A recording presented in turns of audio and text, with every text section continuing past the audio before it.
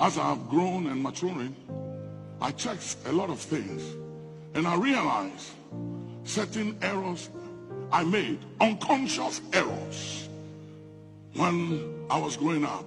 Married very, very young at the age of 23. Didn't understand a lot of things. Ministry was tough in those days. So my life was always on the road. I was always gone. I was telling them about Bishop Ben. I used to go 6 weeks, sometimes 8 weeks, to North America, South America, Asia. Travel for days to be able to make ends meet, to provide and take care of the family, because the church couldn't take care of me. And I learned very early not to depend on tithes and offering and depend on people, because that will wound you. I had one experience and I said, no more. I'm not depending on anybody but God. And I realized when I look back and I look at the lives of my kids, I realize that there is a vacuum that has been created that is going to take a lot of grace and wisdom to bridge that gap. And this was what created the vacuum. I was never there. I provided. I paid their school fees. I made sure they had everything they needed, but I was never there. And I'll go. And even when I come, most times I'm tired, so I have to sleep. And by the time I'm up in the morning, they've left for school. Because I wake up and pray at midnight and go back to sleep. So by the time I'm up, they've left for school. By the time they come back, I'm in the office. When I come back from the office, they are asleep. When they wake up, I'm asleep. And it went on for many years.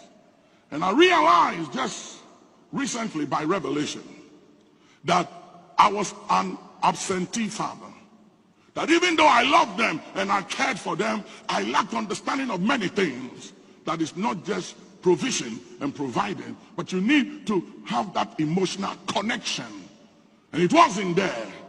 So they have to raise themselves, and they got to learn to be survivors and create all kinds of things in order for them to survive and to fill that void. But nobody can fill those void, and nothing can fill that void but the love of a father.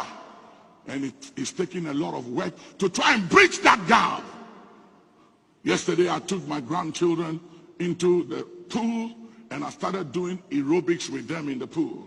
And as I was dancing with them and exercising with them in the pool, I realized that that was what I should have done when my children were like their age. And let me say this to you. Let me say this to fathers and mothers. I know you mean well, and I know you love your kids. And I know you got to provide ends meet. And you got to go out there and work and fight, because life is tough. And life is not fair. And life does not give you what you desire or expect by what you fight for. But in the mix of fighting for everything to provide for them, make a little time every now and then to bond with them, because you're going to need it. Because if you don't bond with them now, there'll come a time and there'll be such a vacuum between you and them that's going to take a lot to fill it. One of my sons, he don't call me dad. I've done everything to say, listen, I'm not saying, call me dad. And he keeps unconsciously calls me sir. Because he never saw me as a dad as he was growing up. He saw me as sir. He saw me as this anointed, gifted, powerful man of God, but not a dad. Because I was never around to play with him, to do things with him, so he can see me as a dad and a friend. And I'm trying to make it up, to work at it, to bridge the gap. And he takes everything you can take, you can think of. He takes every grace. He takes every humility. He takes all your humanity.